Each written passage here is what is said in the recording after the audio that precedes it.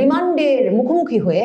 কিন্তু কারা তারা যারা তার গায়ে হাত তুলেছিল? তারেক রহমান তো নিশ্চিতভাবেই তাদেরকে দেখেছেন, কারণ 18 মাস ধরে সে দফায় কারাবন্দী থাকতে হয়েছিল বাংলাদেশের নবনির্বাচিত এই প্রধানমন্ত্রীকে। 2007 সালের 1/11 সরকার গঠিত হওয়ার পর, সেনা সমর্থিত তত্ত্বাবধায়ক সরকার গঠিত হওয়ার পর, যে সরকার তার মার সরকারকে ক্ষমতাচ্যুত করে এক রকমের গঠিত হয়েছিল, সে সরকারটি গঠিত হওয়ার পর থেকেই কিন্তু বাংলাদেশের শীর্ষস্থানীয় সংবাদ মাধ্যমগুলো, বিশেষ করে প্রথম আলো, ডেইলি স্টার, প্রায় প্রতিদিন তারেক রহমানের ভয়াবহ দুর্নীতির খবর ছাপতে থাকে। এমনকি খালেদা জিয়ার অনুমতি নিয়েই তারেক রহমান বসুন্ধরা গ্রুপের মতো বড় গ্রুপগুলোর কাছে 100 কোটি টাকা পর্যন্ত চাঁদা চেয়ে ফেলতেন, এমন সব রোমহর্ষক খবর। কিংবা বাবর, লুৎফুজ্জামান বাবর, গিয়াসউদ্দিন আল মামুন আর তারেক রহমান মিলে সারা বাংলাদেশে দুর্নীতি, চাঁদাবাজি এবং লুটপাটের একটা যে ভয়াবহ চক্র গড়ে উঠেছিল, এসব খবর প্রায় প্রতিদিন প্রকাশিত হতো প্রথম আলো, ডেইলি স্টার সহ শীর্ষস্থানীয় দৈনিকগুলোতে বাংলাদেশের সেনা গোয়েন্দা সংস্থা ডিজিএফআই এর এক রকমের সরবরাহকৃত তথ্যের মাধ্যমে। কিন্তু তারেক রহমান এখন কারাবন্দী দিবস পালন করতে চাইছেন। তারেক রহমানের দল কারাবন্দী দিবসকে একটা ঐতিহাসিক দিবসের মর্যাদা দিতে চাইছে 7ই মার্চ তারিখে। অথচ কারা ওই সব ঘটনার পেছনে ছিল? ওগুলো কি মিথ্যা কথা ছিল? মানে তারেক রহমান তার মানে কোনো দুর্নীতির সঙ্গেই জড়িত ছিলেন না? তারেক রহমানের বিরুদ্ধে যত দুর্নীতির অভিযোগ সে সময়ে সংবাদ মাধ্যমগুলো নিয়ে এসেছিল, কিংবা জনমনে এক ধরনের বড় ধরনের ধারণা ছিল, বাংলাদেশের সুশীল সমাজের প্রতিনিধিরা সকলে প্রচার করতেন, আর সেনা গোয়েন্দা সংস্থা সেসব তথ্য সরবরাহ করত। সেনাবাহিনীর তাকে একেবারে ক্যান্টনমেন্টের মইনুল রোডের বাড়ি থেকে গ্রেফতার করে নিয়ে গেল। এরপরে 18 মাস ধরে এক রকমের সকলের সমর্থনে সুশীল সমাজ, গণমাধ্যম, সে সময়কার 1/11 সরকারের তো অবশ্যই, এবং এমনকি মার্কিন দূতাবাস সহ বিদেশি দূতাবাসগুলোর এক রকমের প্রচ্ছন্ন প্রত্যক্ষ সমর্থনে সে নির্যাতন চালিয়ে যেতে পারলো। এসব বিষয়ে খোলাসা না করলে এই কারাবন্দী দিবসের পেছনে ষড়যন্ত্রটা তো বেরিয়ে আসে না। বিএনপি কি মনে করে তার মানে তারেক রহমানকে গ্রেফতার করা ঠিক ছিল? নাকি বিএনপি মনে করে এই প্রত্যেকটি কথা মিথ্যা ছিল? তাহলে সেই মিথ্যাগুলোকে কে, সেই মিথ্যা বয়ানগুলো কে ওই সব যুক্তি খণ্ডন করবে?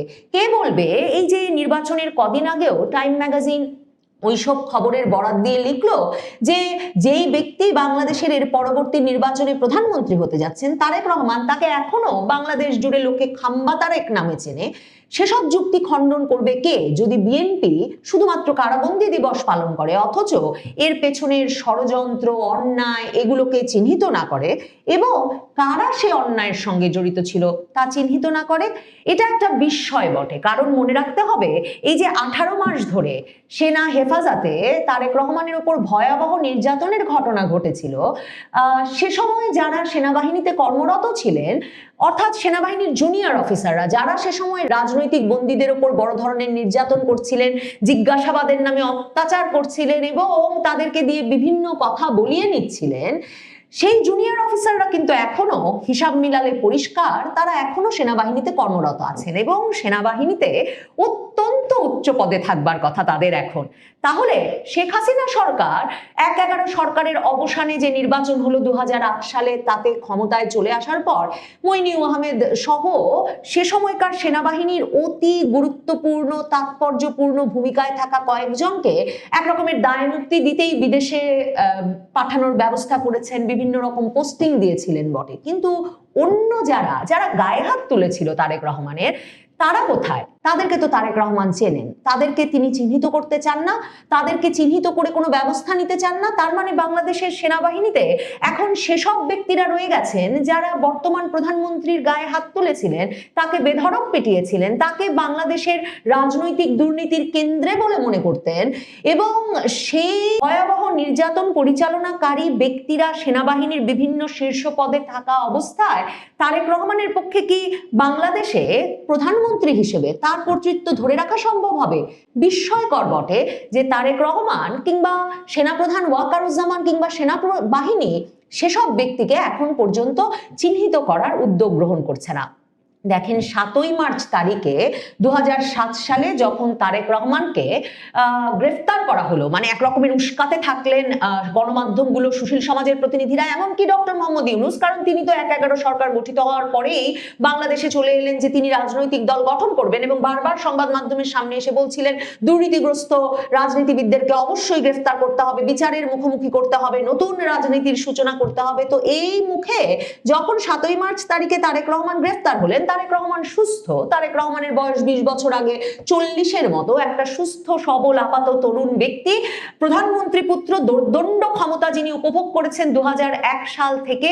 তার মা যখন প্রধানমন্ত্রী, ওই পুরো সময়টায় সমান্তরাল ভাবে ক্ষমতার একটা কেন্দ্র হিসেবে হাওয়া ভবনকে গড়ে তুলে, মানে অন্তত তখনকার গণমাধ্যম সেই খবরই প্রকাশ করেছে, এমনকি তখনকার মার্কিন রাষ্ট্রদূত জেমস এফ মরিয়ার্টির তার বার্তায়ও সে কথা পরিষ্কারভাবে মার্কিন যুক্তরাষ্ট্রের যেসব দলিলপত্র বেরিয়ে এসেছে সেখান থেকেও জানা যায়।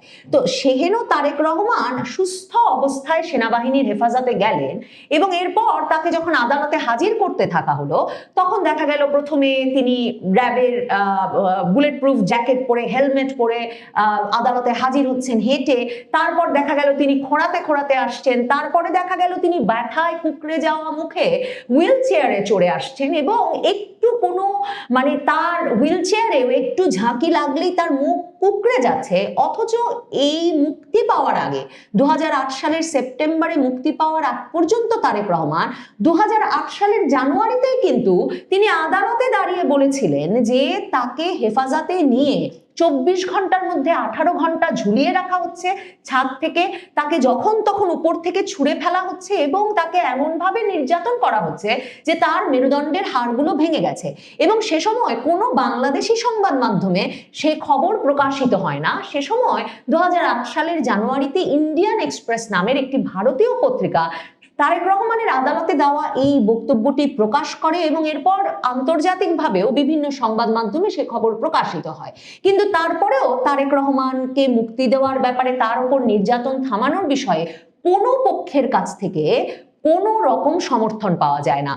তখনকার মার্কিন রাষ্ট্রদূত জেমস এফ মরিয়ার্টি লিখছেন যে তার বার্তায়, মার্কিন যুক্তরাষ্ট্রে পাঠানো তার বার্তায়, যে তিনি তখনকার উপদেষ্টা হোসেন জিল্লুর রহমান আর গোলাম কাদেরের বরাতে জানতে পারেন যে তখন থেকে তারেক রহমানের মা তার সঙ্গে সেনাবাহিনী গিয়ে যত রকম দর কষাকষি শুরু করেছিলেন তাকে নির্বাচনে আনতে 2008-এর শেষে, তিনি তার একমাত্র দর কষাকষির বিষয়ে পরিণত করেছিলেন তার 2 ছেলের মুক্তির বিষয়টি। কারণ মনে রাখতে হবে, শুধু তারেক রহমান নন, আরাফাত রহমান কোকোকেও কিন্তু 2007-এর জুলাইয়ে তার মা খালেদা জিয়ার সঙ্গে ক্যান্টনমেন্টের বাসা থেকেই গ্রেফতার করে ফেলা হলো। এবং তার উপরেও যে নির্যাতন চললো, তাতে 2008-এর জুলাইয়ে প্রথমে খালেদা জিয়া আরাফাত রহমান কোকোর মুক্তি নিশ্চিত করে তাকে চিকিৎসার জন্য সিঙ্গাপুর পাঠালেন। এখন বিএনপি খালেদা জিয়ার জানাজায় দাঁড়িয়ে বলে বটে যে আরাফাত রহমান কোকোর যে এক অসময়ে অল্প বয়সে মৃত্যু, তার জন্য তারা আওয়ামী লীগ সরকারকে আর শেখ হাসিনাকে দায়ী করে। কিন্তু আরাফাত রহমান কোকো বা তারেক রহমান কাউকেই তো শেখ হাসিনা সরকার গ্রেফতার করে নাই, মামলাও দেয় নাই। তাদের বিরুদ্ধে মামলা, তাদের উপর যেসব নির্যাতন সবই ঘটেছে খালেদা জিয়ার নিয়োগ করা সেনা প্রধান মইনুল আহমেদের নেতৃত্বাধীন সেনা সমর্থিত তত্ত্বাবধায়ক সরকার 1/11 সরকারের অধীনে। এবং আরাফাত রহমান কোকোর মৃত্যুর পেছনেও নিশ্চয়ই সেই সময়কার যে নির্যাতন তার একটা প্রভাব থাকা খুব স্বাভাবিক। তারেক রহমানকে রীতিমতো খালেদা জিয়া সংবাদ মাধ্যমের সামনে এসে ক্রন্দনরত অসহায় মা বলতে থাকলেন তার ছেলেকে যদি এই মুহূর্তে মুক্তি না দেওয়া হয় তাহলে তারেক রহমানকে আর বাঁচানো যাবে না, তিনি প্রয়োজনে আর কখনো রাজনীতি করবেন না। সেই ভিডিও ক্লিপটি কিন্তু এখনো সামাজিক যোগাযোগ মাধ্যমে ঘোরে। খালেদা জিয়া এরপর থেকে যে সাব জেলে বসে খন্দকার দেলোয়ার হোসেন, বিএনপির তখনকার মহাসচিব, জামায়াতে ইসলামীর তখনকার মহাসচিব আলী হাসান মোহাম্মদ মুজাহিদ, এবং তখনকার সেনা গোয়েন্দা সংস্থার প্রধান ব্রিগেডিয়ার আমিন, তাদের সঙ্গে বসে আলোচনা করে অবশেষে 2008 সালের সেপ্টেম্বরে তারেক রহমানের মুক্তি নিশ্চিত করেন। সে খবর জেমস এফ মরিয়ার্টির বয়ানে পাওয়া যায় বিএনপির সিনিয়র মন্ত্রী মওদুদ আহমেদের কারাগারে কেমন ছিলাম এই বইতেও।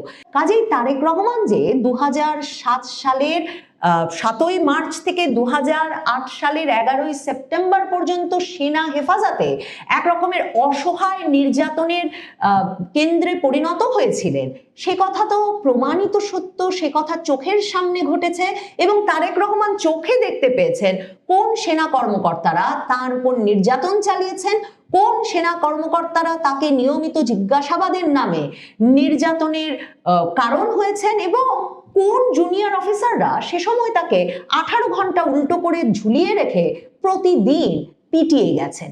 এবং তার মা খালেদা জিয়া যেমন আমাদের জানিয়েছিলেন মেরুদণ্ডের হাড়গুলো ভেঙে দিয়েছেন, যে কারণে তারেক রহমানকে হুইল চেয়ারে কুকরানো মুখে এবং ব্যথায় কাতর চেহারায় দেশত্যাগ করতে হয়েছিল এবং সেই দেশত্যাগের আগে এমনকি বিএনপির সিনিয়র যুগ্ম মহাসচিব পদ ছেড়ে তিনি আপাতত আর রাজনীতি করবেন না সে কথাটা জানিয়ে দিয়ে যেতে হয়েছিল। কাজেই একটা ঐতিহাসিক দিবস, তারেক রহমানের কারাবন্দিত্বের দিবস বিএনপি পালন করতে চায় 7ই মার্চ তারিখে বছর বছর, সে ইঙ্গিত তারেক রহমান প্রধানমন্ত্রী হওয়ার পর 2026 সাল থেকে পরিষ্কার হয়ে গেল। কিন্তু একটা দিবসকে তারা ঐতিহাসিক দিবসের গুরুত্ব দিতে চাইলে সে দিবসটির পূর্ণাঙ্গ সত্য এবং তথ্য হয় বিএনপিকে তাদের বয়ানে হাজির করতে হবে, দোষী ব্যক্তিদের চিহ্নিত করতে হবে, কারা তাদের নেতার উপর নির্যাতন চালালো সেগুলো চিহ্নিত করতে হবে, বিচারের মুখোমুখি করতে হবে। আর না হলে প্রতিবার প্রশ্ন উঠবে যে তারেক রহমানের কারাবন্দিত্ব দিবস বিএনপি পালন করছে বটে, কিন্তু যারা তার মেরুদণ্ড ভেঙে দিল তাদেরকে চিহ্নিত করা আর তাদেরকে বিচারের মুখোমুখি করা থেকে বিএনপি কেন পিছপা হচ্ছে? তারেক রহমান ঠিকই জানেন কোন সেনা কর্মকর্তারা তার গায়ে হাত তুলেছিলেন, তারা এখন কে কোন পদে আছেন। সেই সেনা কর্মকর্তারা যেমন জানেন তাদের সমসাময়িক সকল সেনা কর্মকর্তারা। প্রধানমন্ত্রীর গায়ে হাত তোলা সেনা কর্মকর্তারা সেনাবাহিনীর ভেতরে এখনো বহাল তবিয়তে আছে, সে ব্যাপারটা সরকারের স্থিতিশীলতা, প্রধানমন্ত্রীর নিয়ন্ত্রণ, সেনাবাহিনী এবং সরকারের সম্পর্ক কিছুর জন্যই। দর্শক, সম্পূর্ণ ভিডিওটি দেখলেন, আশা করি বিষয়টি বুঝতে পেরেছেন। এ নিয়ে আপনার গুরুত্বপূর্ণ মন্তব্যটি অবশ্যই কমেন্ট বক্সে জানিয়ে দিবেন। ধন্যবাদ।